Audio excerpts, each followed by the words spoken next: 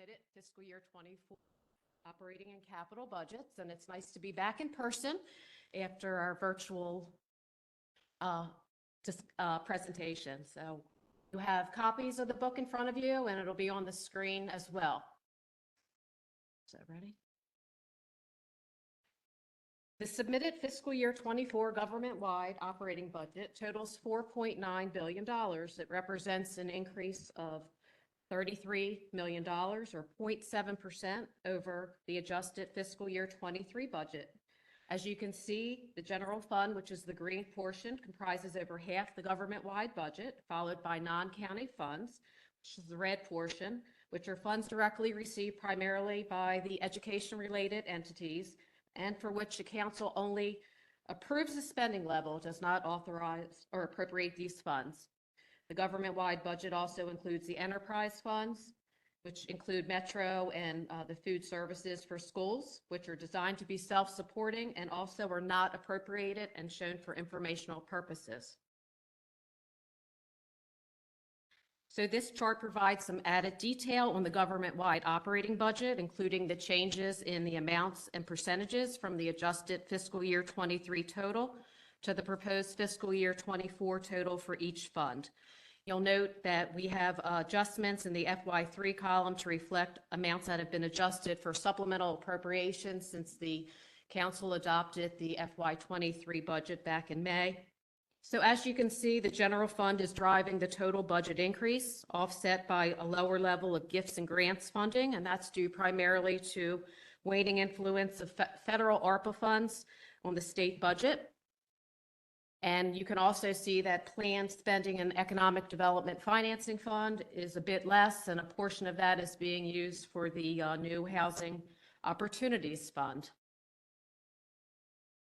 So this next slide is going to show you positions supported by both county and grant funds.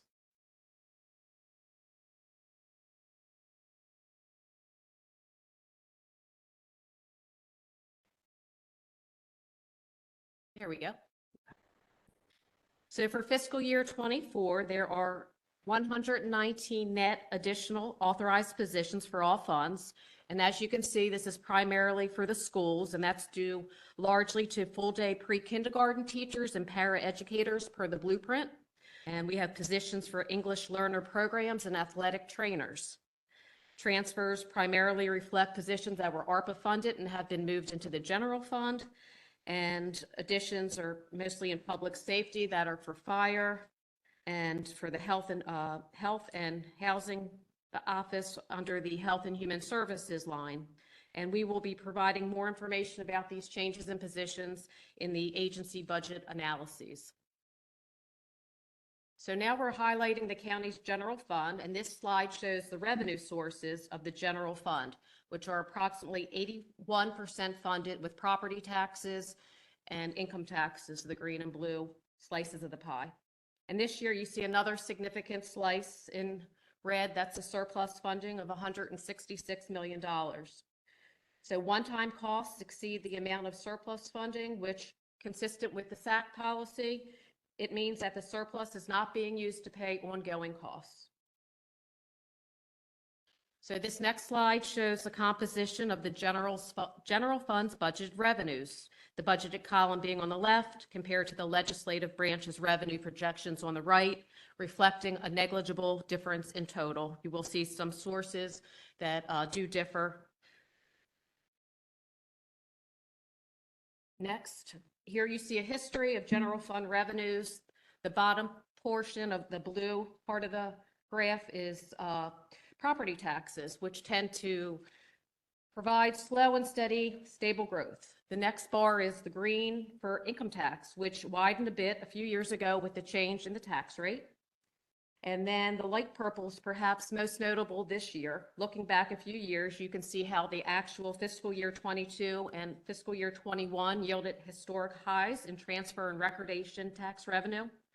But those sources are seeing compression in the current and upcoming year. The official revenue estimate in the submitted budget shows even more compression than our forecast, and this slide utilizes our forecast. So the revenues fund the expenses that you see on this slide. And this is showing the history of the budget expenses since fiscal year 15. The different colors on each bar denote the composition of the general fund budget. For fiscal year 24, the personnel services, the blue bar is the driver of the increase, and it's offset by a lower PAYGO contribution.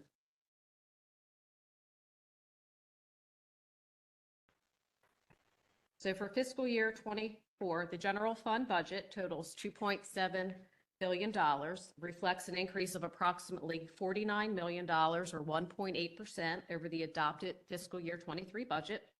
The pie chart shows how these funds are allocated broadly across functional areas. The largest share is education in green, followed by general government in white, and then the public safety agencies in red.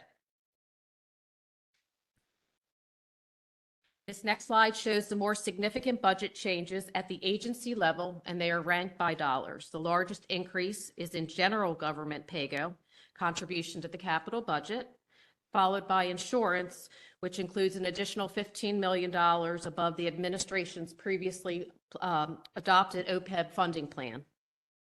Other increases are for police and fire, property management, so forth. You will note the new Office of Diversity, Equity, Inclusion. Looking at the decreases, schools reflect a scaled-back PAYGO contribution within the budget, and the retirement is reflective of last year's additional $50 million contribution, which is not again repeated in fiscal year 24.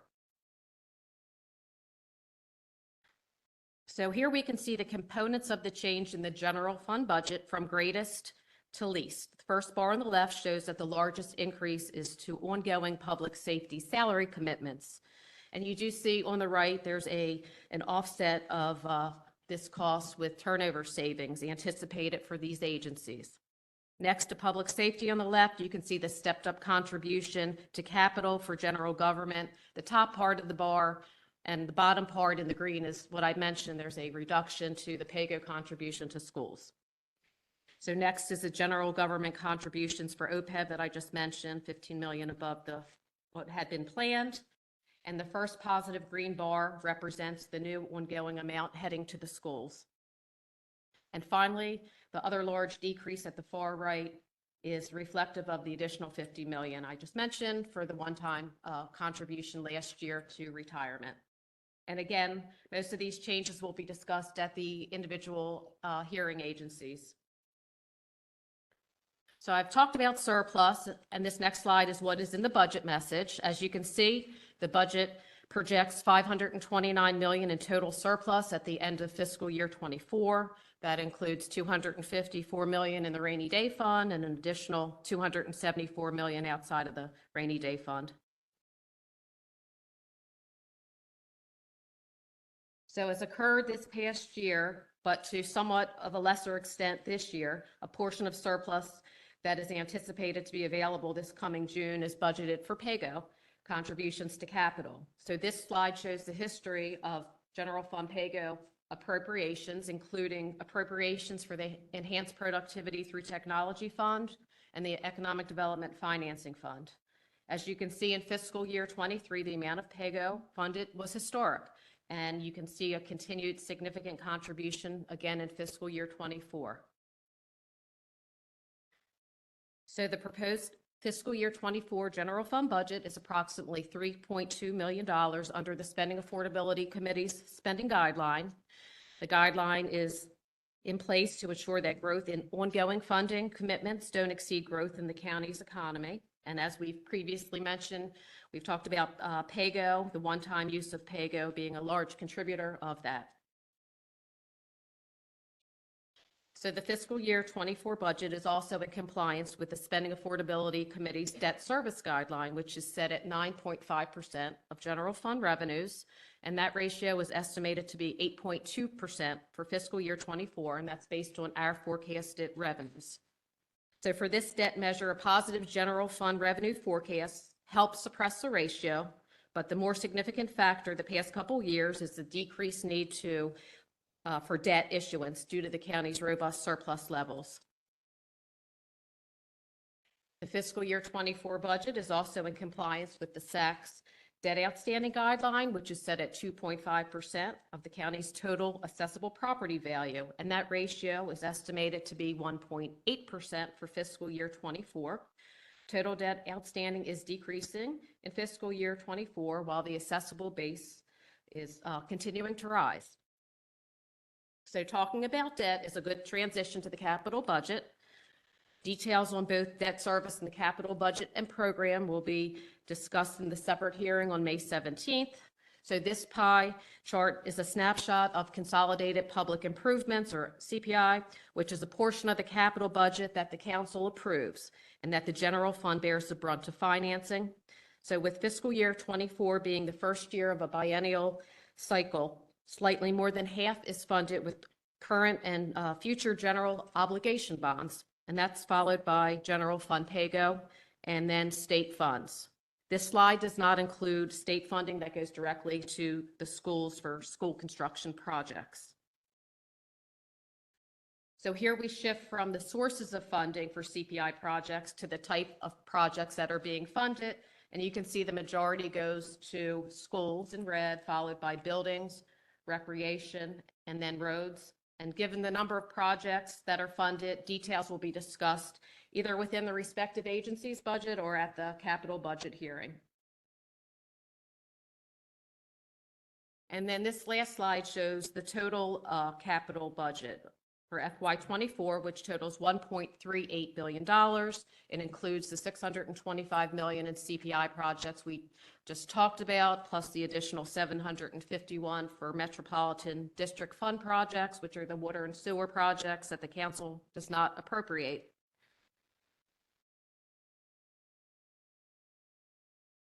And then finally, the concluding slide is what's next. And tonight is the public hearing on the budget at 6 p.m. Details on the various agencies' budgets as well as the capital budget will be discussed at hearings which begin May 1st and conclude on May 17th. Budget deliberations are scheduled for May 18th. Budget adoption is scheduled for May 25th. And the budget hearing schedule is posted on the council's website. So that was a high-level overview. And as I said, a lot of the details will be discussed during the hearings that begin on May 1st. We are happy to answer any questions.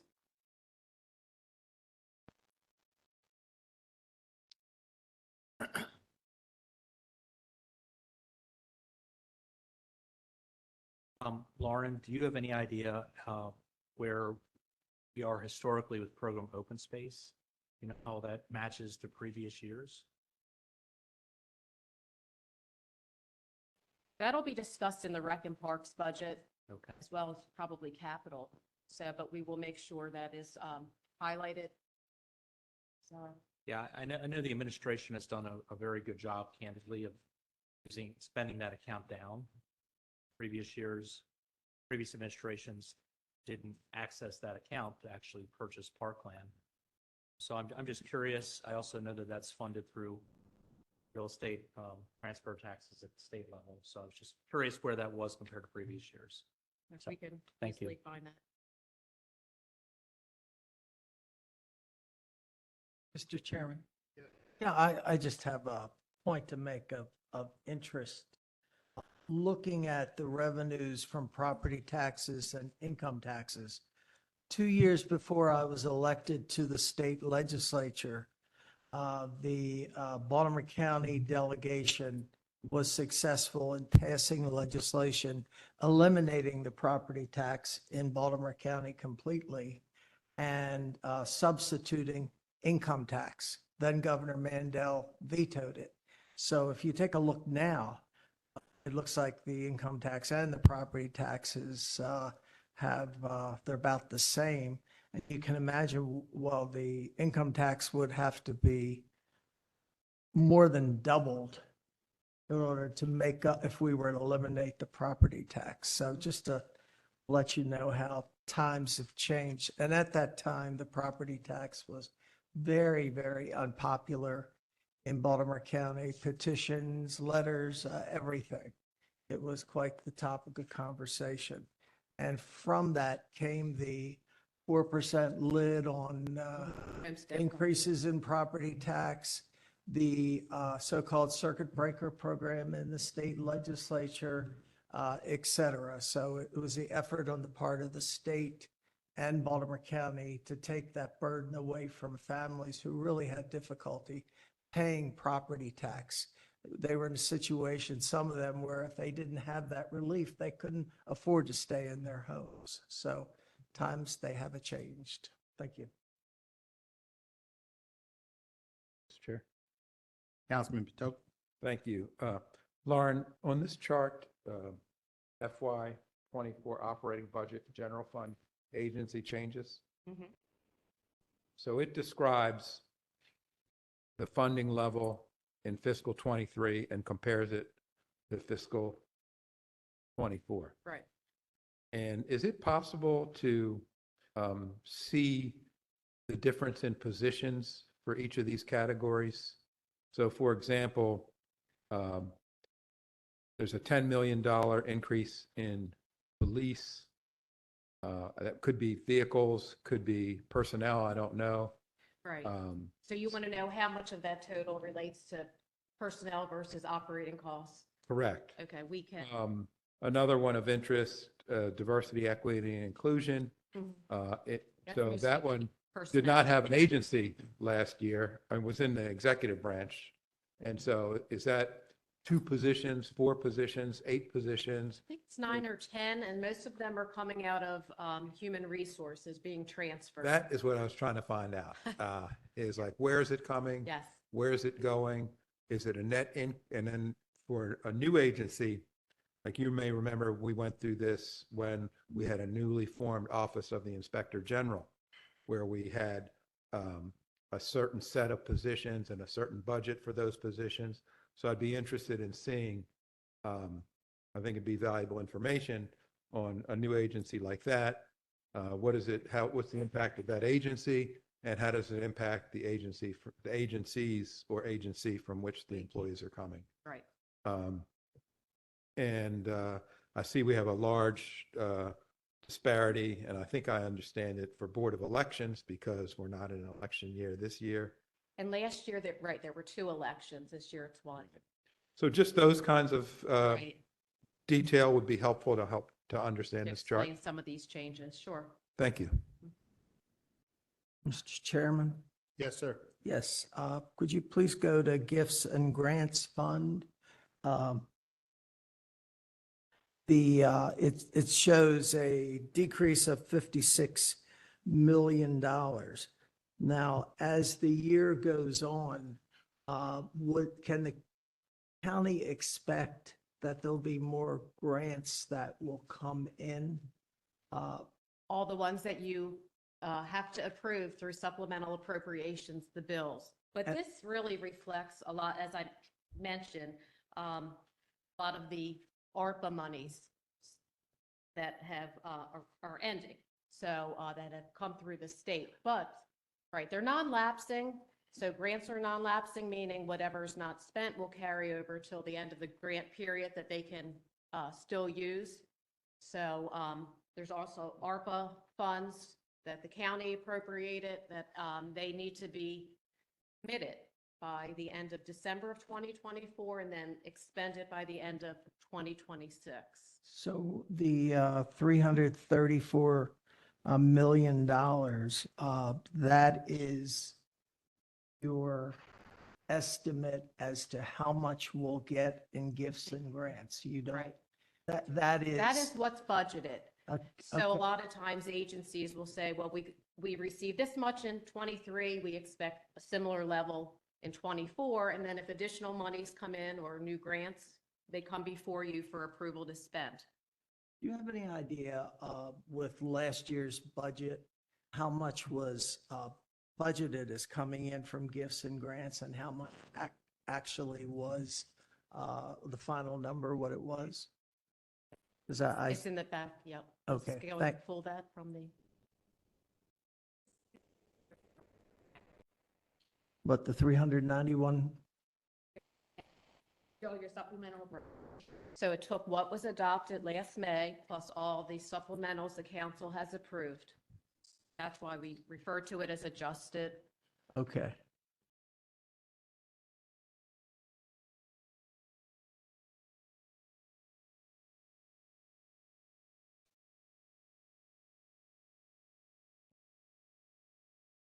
You want something?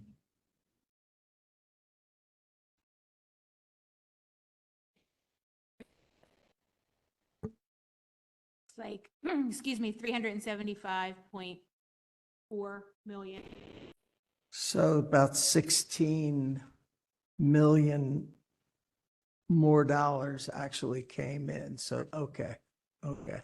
If you look So- at footnote number 3, I'm sorry to interrupt. If you look at footnote number 3 on that page, Yeah, it went up by almost 16 million. The right, large thank you. Yeah, part okay. Was the. Now I know what that means. Okay. The rental assistance. That was over $6 for, that the county received for the rental assistance. So you would expect the 334 million to not change very much? The projection for 2024 for grants and gifts? Well, it does typically change because. Yeah, but Agencies, hopefully the county does get additional monies, whether it's new or sometimes they say, well, there's additional monies from this grant that Right. redirected, what have you, but you'll see that and you'll. And as she said, it's gone last, a lot of it's gone last, so you still have the work this year. right, yeah, Over the next year. gone to the next year. Okay, thank you.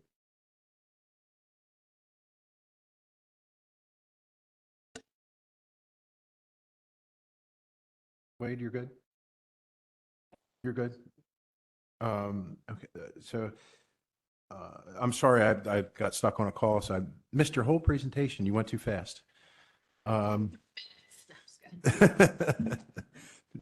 She did not put the buzzer on you, did she? Okay, all right, all right. As far as the SAC guideline this year, 2.5 almost, right? And the proposed budget adjusted is coming at 3.2 million under.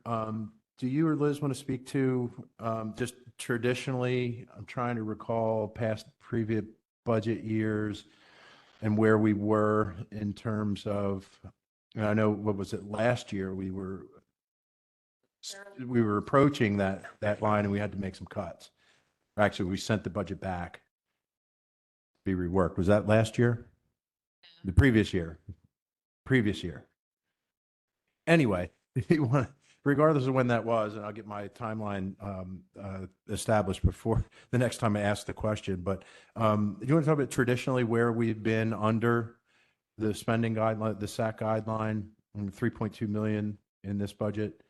How does that look in terms of maybe the previous 4 years? In the 2 or 3 months. There have been a lot of years when it's been fairly close. Right. It could be well under, and a lot of the time it has to do with surplus levels and, really how much of a cushion there is there.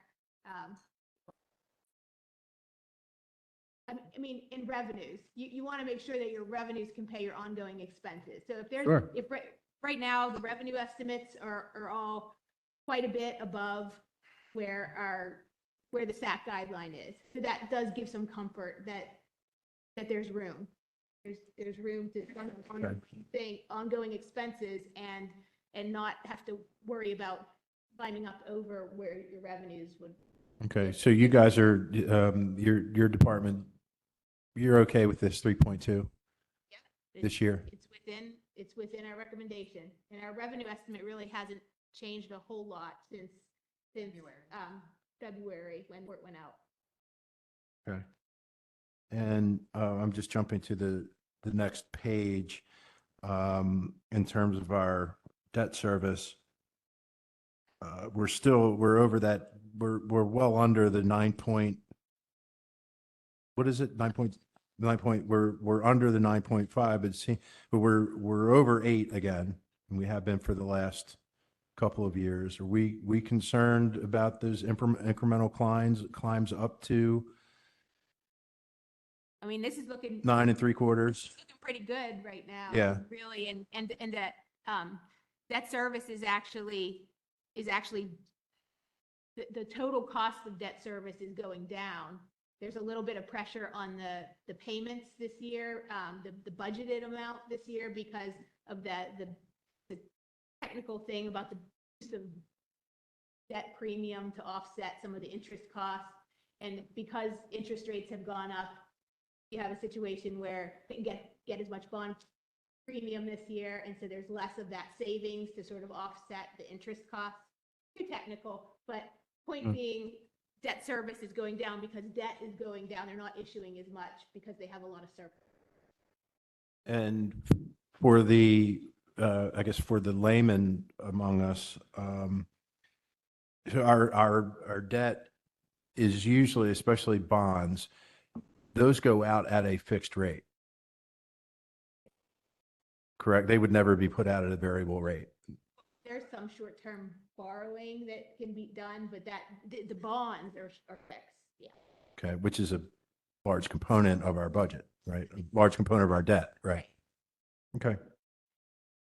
All right, so I mean, both of these, on both of these slides, both underneath the spending guideline and hovering just over 8% debt service to revenues, we feel pretty good? Oh, yeah, I mean, it's kind of, it's really good because it's because of that availability of the PAYGO contributions to capital, which are enabled by having some surplus funds. Right, about 166 million? For this year, a little bit Right. more than that when you add in the schools piece. Okay, all right, thank you.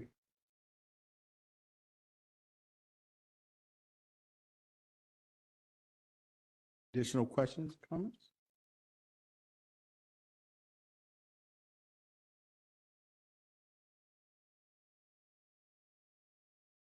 Anything? All right. Send us your questions. Happy to answer them.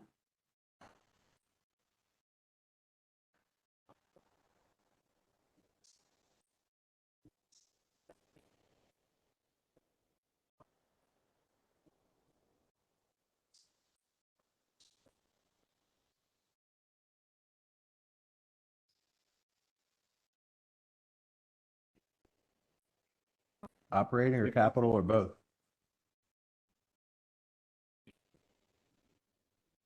Hey, We don't have that. I mean, operating and capital? It's probably in the budget. combined in this. with the library. With libraries and community, probably pushing about Probably in there. 61. We can get you that number. We don't have to scramble and do it right now.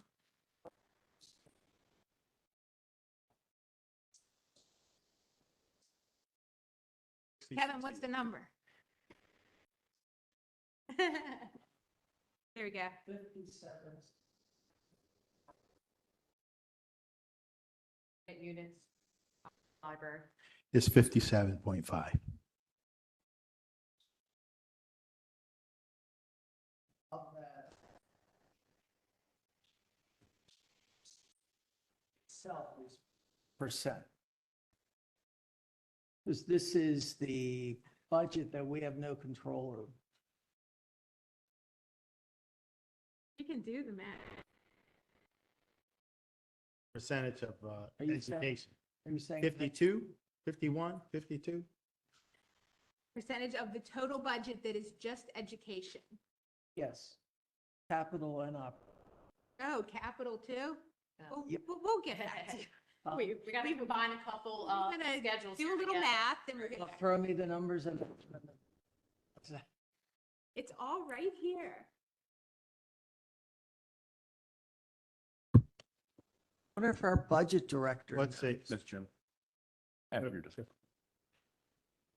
So I don't, so can I ask something? Or there's something else that's on the floor? I'm sorry. And then Councilman Young. Yes. About the education budget, operating and capital, what? We can Okay. do it. Well, we'll take that. You don't have to spend it. That's operate. Okay. Thank you. Councilman Young. Thank you, Mr. Chairman. Just wanted to take an opportunity for you all, while we're here talking about the overview of the budget. One, since we're well below our debt affordability and also we have a surplus, and related to our spending affordability, how that plays into our coveted AAA bond rating and how we're, in a great place at the moment with the budget's been proposed. I mean, it looks good. Got all the AAAs again this time around, and yep, looking Awesome. good. And they've even funded the OPEB over the adopted plan. One more time, that last piece. That's excellent. That's huge. It is great news. I appreciate it. Yeah. No, oftentimes we anecdotally mention it even in the press, and we also like to tout our AAA bond rating and how much that affects our ability to, one, have funds to spend, and also how we can stay below our debt affordability. So wanted to make sure we highlighted that and how all three of those things, as well as other factors, play into our AAA bond rating every year. Thank you. Good points. Councilman Patoga? Just a question about our AAA bond rating. If we were to fall below that, would that reduce the amount that we could afford to invest using bonds because we're paying higher interest rate? Yeah. So we couldn't do as much essentially if our bond rating were to drop. So as Councilman Young indicated, it's pretty significant because we'd be doing less and paying more. And I think the county executive mentioned it, but I think it's like 52 or 53 counties in the whole country that have that. And there's thousands of counties. I think as long as Councilman Young has brought up the issue, and we should feel good that we're in good standing with the credit agencies. I think some of the components that go into that is the surplus, correct, for our finance people. The fact that we don't spend surplus down. We hang on to that so that we are capable of paying our bills should unforeseen circumstances hit Baltimore County, which has happened in the past.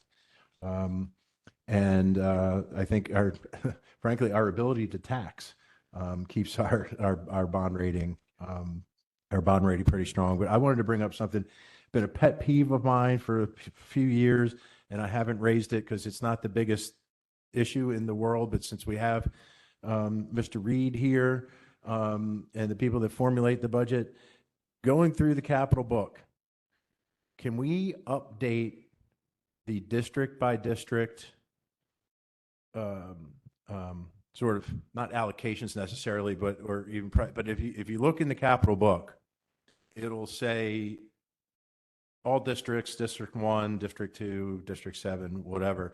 But then you look at a District 7 project, but that is nowhere near the 7th district, it's actually in the 3rd.